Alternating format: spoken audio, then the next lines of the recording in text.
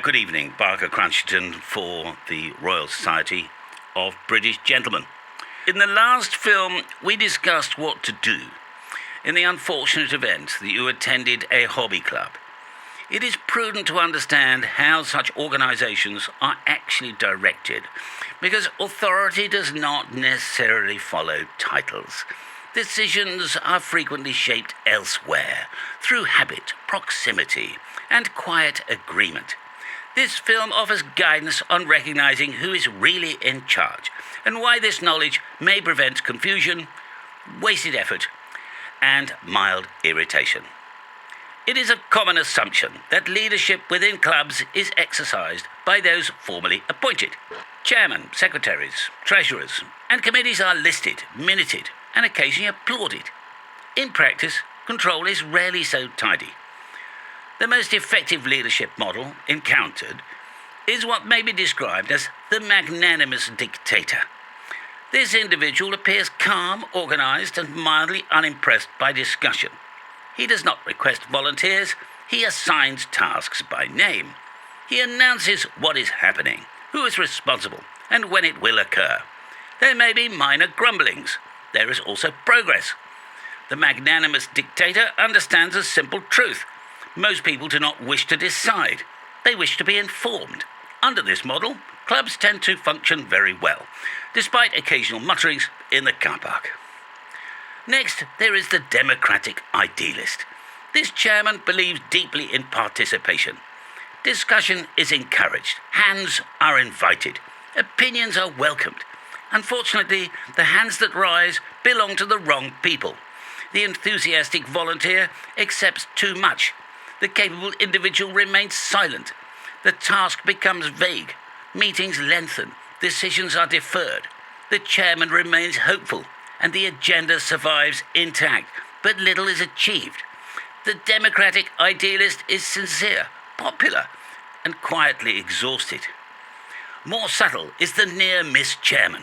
This individual is intelligent, motivated, and almost effective. He understands the direction of travel, but misses details. Dates slip. Follow-ups are assumed rather than confirmed. Memos are sent but not read. The club appears to be on the verge of success indefinitely. Members sense momentum but can't quite locate it. Optimism remains high. Outcomes remain theatrical. Then there is the absent chairman. He is present in the room but absent structurally. Meetings run themselves. Discussions wander. Decisions emerge sideways and are occasionally contradicted later. Under such leadership, power does not disappear, it relocates. The Siamese pair gain influence. The man with the folder becomes a gatekeeper. Husband and wife teams operate as a quiet voting bloc. No one is officially in charge. Nothing happens without negotiation. A related figure is the chairman who used to be very good. This individual once ran the club efficiently. He now presides out of loyalty rather than energy. He recalls former successes frequently and intends to step down next year. Next year does not arrive. Meetings continue out of respect. Across all of these models, one principle remains consistent. Clubs do not fail through bad people. They fail through unmanaged goodwill. Efficiency often feels unfriendly. Clarity can appear abrupt. Indecision, by contrast, feels inclusive until nothing occurs. For the visiting observer, it is useful to identify leadership quickly. If tasks are assigned by name, someone's in charge. On the other hand, if volunteers are requested repeatedly, nothing urgent will happen. If decisions are deferred, authority lies elsewhere. If discussion continues without conclusion, the meeting exists for reassurance rather than actions. If you are attending as a guest, do not attempt to correct this. Observe only. If invited to contribute, speak briefly and only suggest you agree with the momentum. If asked to volunteer, clarify scope immediately, or consult your diary and say, "Sorry, impossible." Committees don't dislike change, they dislike surprise. In conclusion, leadership within hobby clubs is less about authority and more about permission. Permission to decide, permission to conclude, permission to move on.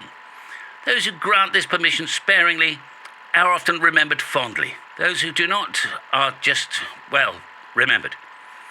Recognition removes surprise, and surprise is rarely helpful. This concludes the committee's guidance on recognising who is really in charge. Good day, gentlemen. Lord Crunchington, Royal Society of British Gentlemen.